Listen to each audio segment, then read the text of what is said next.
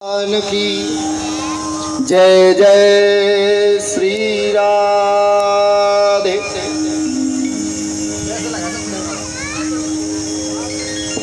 जब उसका प्राणांत हो गया तो मेरे जो बच्चे सखा थे, बाल सखा थे, उन्होंने मुझको आकर के सूचना दी कि रामदास तेरी माता गाय दुहाने के लिए जा रही थी और उसको एक सर्प ने काट लिया, उसकी मृत्यु हो गई। जैसे ही उसने मुझे यह समाचार सुनाया कि मेरी माता मर गई तो मुझे दुख हुआ। माता माता होती है, मुझे दुख हुआ, लेकिन प्रसन्नता भी हुई कि अब माता नहीं रही तो मैं भगवत प्राप्ति कर सकता हूँ, संतों के साथ रह सकता हूँ, तपस्या भी कर सकता हूँ। अब मुझे कोई रोकने वाला नहीं है। दुख भी हुआ कि माता चली गई, लेकिन प्रसन्नता भी हुई कि अब मुझे कोई रोक टोक करने वाला नहीं है। मैंने माता का अंतिम संस्कार इत्यादि किया और अंतिम संस्कार करने के बाद में मैं उसी दिशा की ओर चल दिया, उत्तर दिशा की ओर, जिस दिशा में संत गए हुए थे। संत तो मुझे कहीं नहीं मिले। फिर मैं एक वृक्ष के नीचे बैठ करके तपस्या करने लगा। जो मंत्र संतों ने मेरे कान में फूंका था उसी मंत्र का मैं जाप करने लगा। एक दिन उस प्रभु की बाकी झांकी, जब मैं नेत्र बंद करके बैठा हुआ था, प्रभु के नाम का जाप कर रहा था, तो मेरे मस्तिष्क में उस प्रभु ने मुझे दर्शन दिए बाकी झांकी में। जैसे ही मैंने उस छवि के दर्शन किए और मेरे नेत्र खुल गए। अब मैं बार बार ध्यान लगाऊं लेकिन मुझे प्रभु के दर्शन न हो।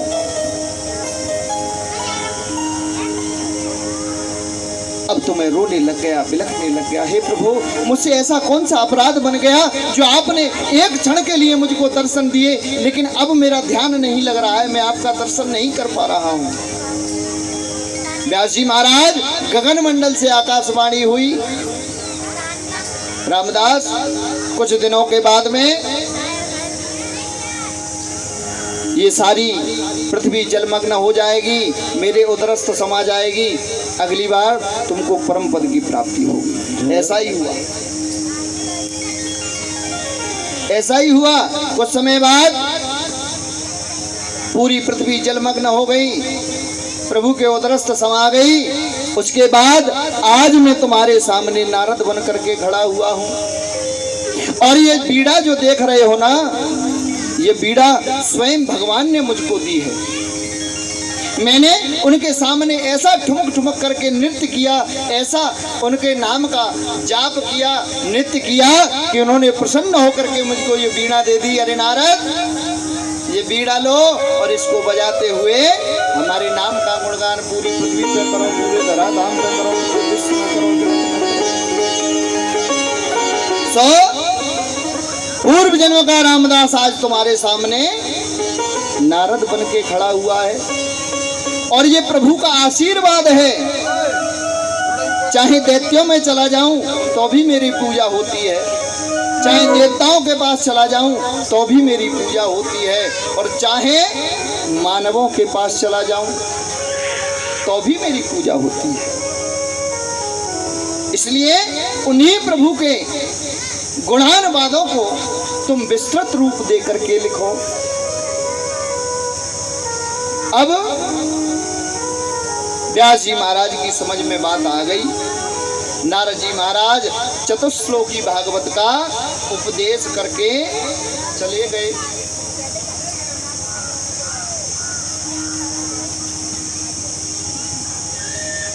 उसके बाद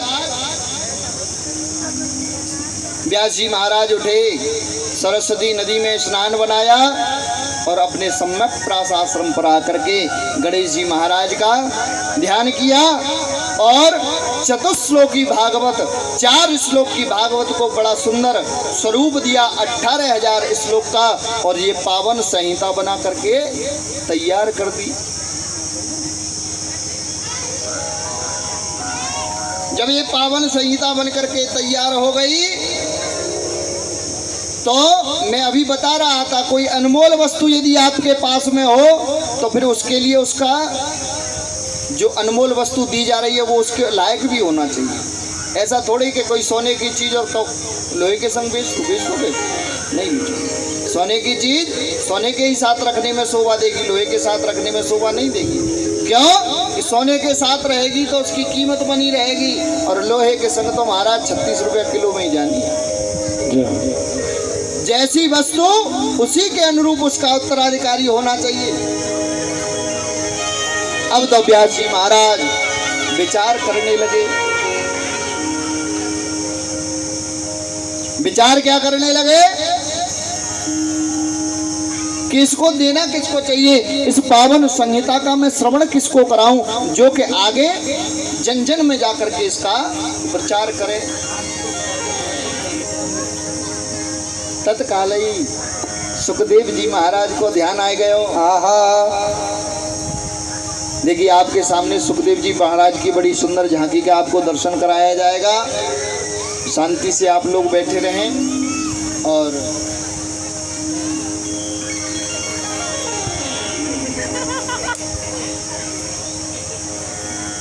सुखदेव जी महाराज का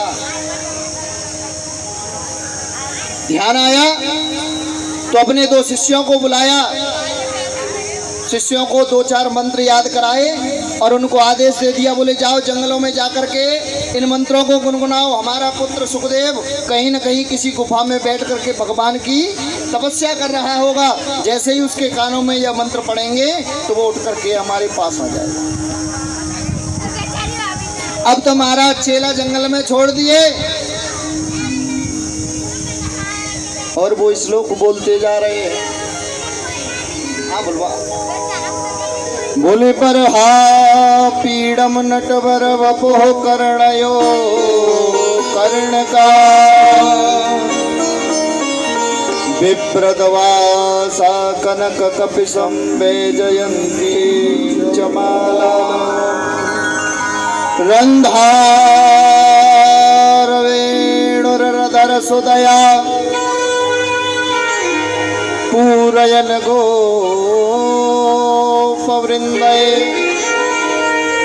वृंदारण्यं स्वपदरमणं प्राविशत गीतकी।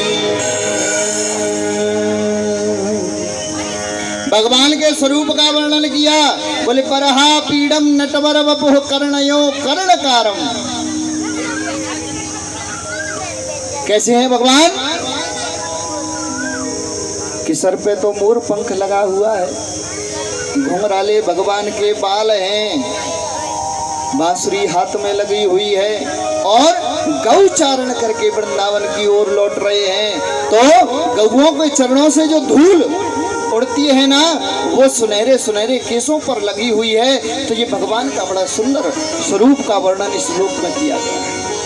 वरहा पीड़म नटवर वपुः कर्णयो कर्णकारम बिभ्रतवासा कनक कपिशं वैजयन्ती चमाला। गले में वैजयंती माला पड़ी हुई है। रंधार वेणुरधर सुदया पूरयन गोपवृंदये वृंदारण्यं स्वपदरमणं प्राविशत गीतकी। ब्रजमंडल की प्रत्येक श्रुति भगवान के नाम का गुणगान करती रहती है। महाराज कितने सुंदर हैं, कितना अच्छा सुन रहे हैं। और जैसे ही सुखदेव जी महाराज के कानों में आवाज पड़ी तो भगवान की बाकी झांकी चित्त में चिपक गई और उठ करके चलने लगे। फिर मन में विचार आया, भाई जो देखने में सुंदर है वो जरूरी नहीं है कि स्वभाव से भी सुंदर हो, और स्वभाव से सुंदर अगर हो तो जरूरी नहीं है कि हमको स्वीकार ही कर लेगा।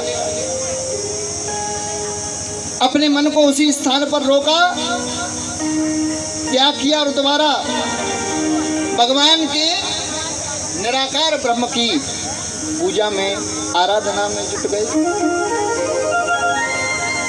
इतनी ही देर में भगवान के स्वभाव का परिचय देता हुआ दूसरा शिष्य दूसरा श्लोक बोलने लग गया। बोले अहो वकीयम स्तनकालकूटम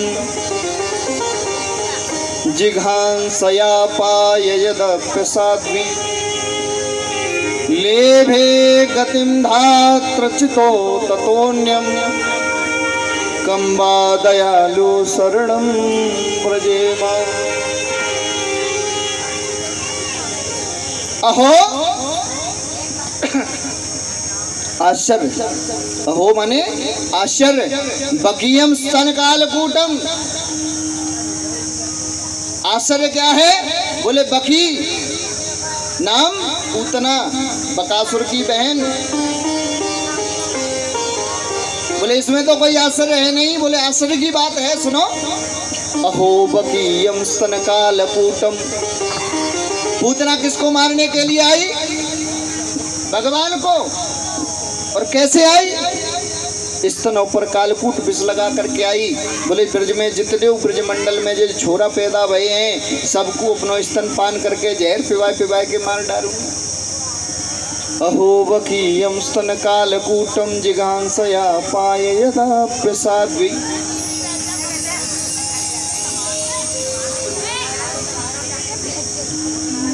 लेकिन भगवान को मारने की इच्छा से आई, हंतुम इच्छा, मारने की इच्छा से आई। लेकिन भगवान ने विचार किया ये हमको मारने के लिए आई है, लेकिन कार्य इसने माता वाला किया है। जैसे यशोदा मैया हमको स्तनपान कराती है, दुग्धपान कराती है, ऐसे ही आज पूतना ने हमको दुग्धपान कराया है। इसलिए इसको हम अधोगति नहीं देंगे।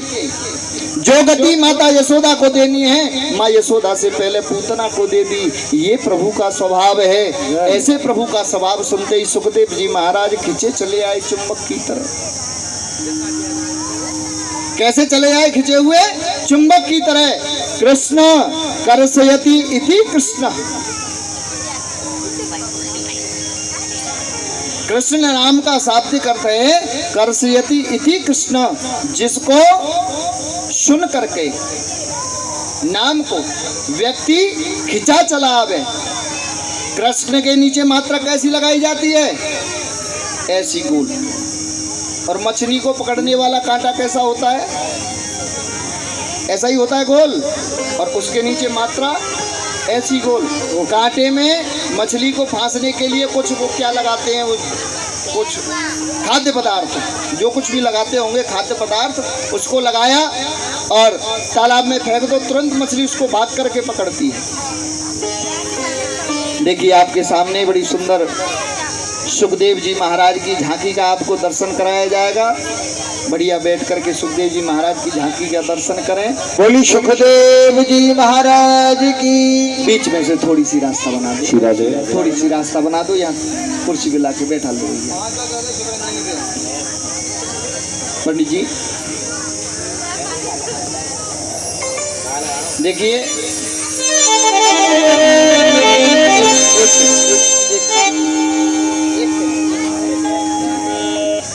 परीक्षित जी सर्वप्रथम उठें।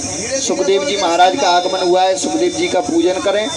और एक एक करके जिसको भी पूजन करना है यथाशक्ति द्रव्य दक्षिणा जो भी चढ़ानी हो तो ठीक है, नहीं तो सुखदेव जी का तो पूजन सब लोग करें। पैसे की कोई चिंता मत करो, हो तो ठीक है, ना तो कोई ज़रूरत ना है। रोरी है तिलक करो और सुखदेव जी महाराज का पूजन करो। ये पूजन वाला विषय है।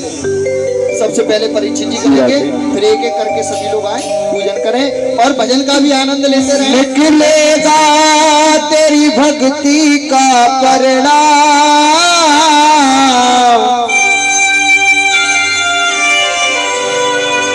तेरे घर भी आएंगे श्री श्याम।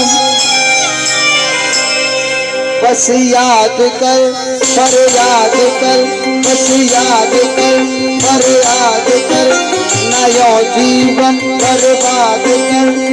बीते दिन ना लौट के आएंगे, फिर राधे राधे गाएंगे। दोनों हाथ उठाएं, सभी हाथ उठाएं, ताली बजाएं। राधे राधे बोल सब आएंगे, आएंगे सब आएंगे। राधे राधे बोल सब आएंगे सब आएंगे। अगला का दूर है, ये बरसाना का दूर है, सब तेरी नजर का कसूर है। शाम को बुलाना है तो दोनों हाथ उठा के ऊपर रखें और भाव से ताली बजाते रहें। राधे राधे बोल सब आएंगे।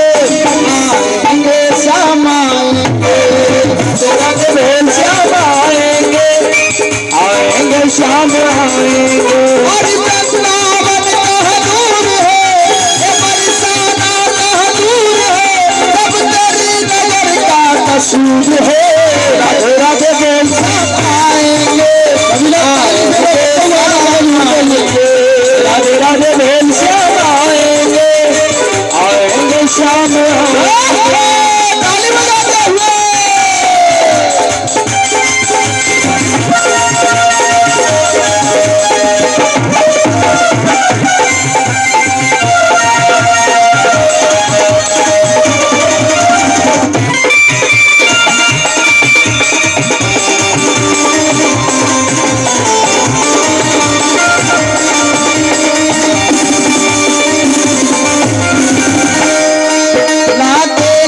ना देखे